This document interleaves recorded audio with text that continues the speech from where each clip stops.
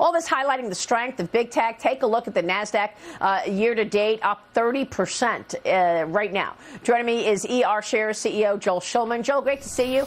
Thanks very much for being here. Are you still seeing the interest from investors into big tech, into some of those ETFs that hold some of those big names that are showing these outsized gains year to date? Yes. Well, year to date, there's been quite a bit of money coming in. Last week, we saw about $1.5 billion leave the markets in ETFs. But otherwise, the market has generally been very strong. We may be seeing a little profit taking here in the last few weeks. As you mentioned, tech's up 30%. I mean, our portfolio is up over 36%. So it's been very strong. We're seeing a handful of companies, driving the market, but a lot of entrepreneurial tech companies are doing well.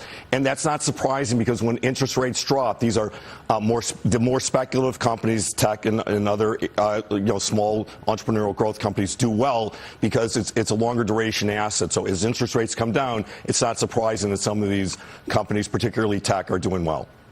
So the end of the quarter is a week from today, the end of the first half of the year, amazingly. What would you expect as we approach the end of the first half in terms of allocations and money moves going into the second half of the year? So we've seen a big run up. We're now going to have earnings. So the next few weeks will probably be like the dog days of summer.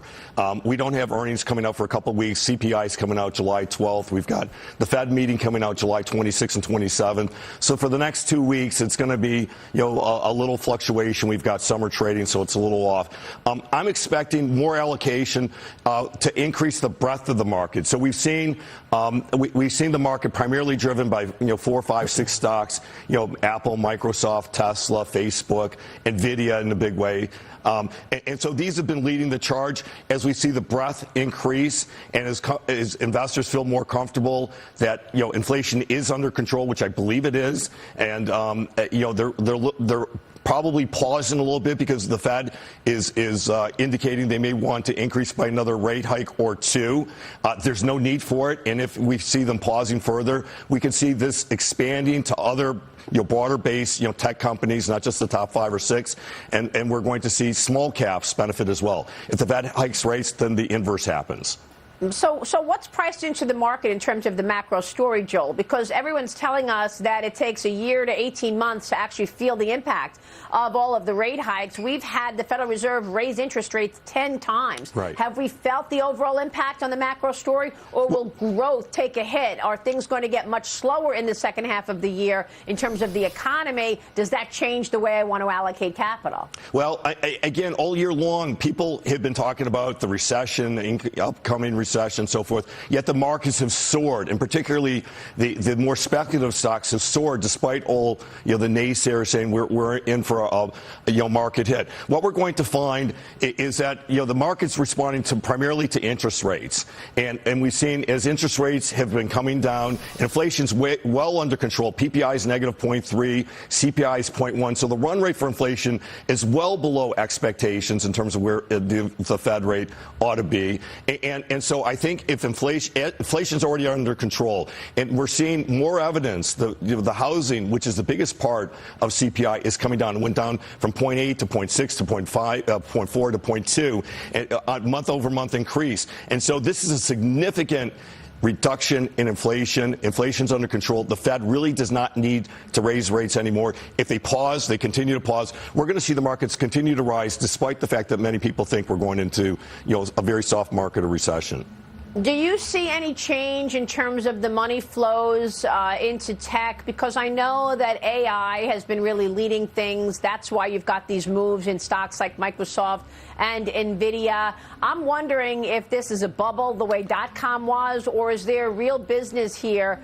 And can I still make money on AI? So we've been in NVIDIA from 2005 on when we started our funds. And NVIDIA is up, just from 2014, it's up over 90 times, which is extraordinary. It's gone from a $5 stock to, you're showing 426. It was a $5 stock December 31st, 2014. So we don't see many companies like this. And we've been in, from the very beginning. We're starting to take some money off of NVIDIA because I think from a traditional valuation standpoint, it's overvalued. Now, there are plenty. Our fund has made its returns from over 30 stocks. So we're broad-based. And I think what you're going to find is that, companies like Apple, Microsoft, which are still relatively strong value, but But many of these other stocks, I think, are starting to push the valuations, and I think the money is going to start to flow to the other companies that have not gotten the attention that we've seen year to date. So I think AI, to your point, may be already stretching valuation limits from a traditional standpoint, but I think there's a lot of good value beneath that, and I think you're going to see really strong value in small cap growth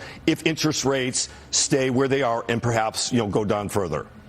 Yeah, so what about away from stocks? How much cash do you want to sit on at this point, and how much international exposure do you want? Well, the international, is tough. I mean, a lot of people allocated money to China in the last year or two, and they got burned. I mean, Europe has been very strong, despite the fact that many people expected them to have the most sluggish economy. But China is an example. The high growth engine is in trouble because they now actually have a deflationary concern. So our PPI is negative. They're even more negative, and we've got to remember that they've got a commodity-based economy, manufacturing-based economy. So when you allocate internationally, and some money is going to international, equities, it's not been the place to be. I think the place to be continues to be in the U.S. markets, and I think you're going to see a shift again from the market leaders in tech to some of the other companies, and I think it's going to shift to small cap. So people who have been in cash, and it's interesting because a lot of cash is on the sidelines, particularly for the ultra high net worth people. They've been very conservative in this. Their money's been on the sidelines. I don't believe fixed income is the place to be because when interest rates drop, if interest rates stay where they are, if they go up a little bit as they have, fixed income gets hurt. So I don't think fixed income is there. Private equity has already done well for these people. It's starting to get frothy in those valuations. So people who are looking to allocate capital have a tough decision. I think the markets, U.S. equities, tend to be a good place, particularly for this year, and I think that we're going to see a broader base in small cap in particular.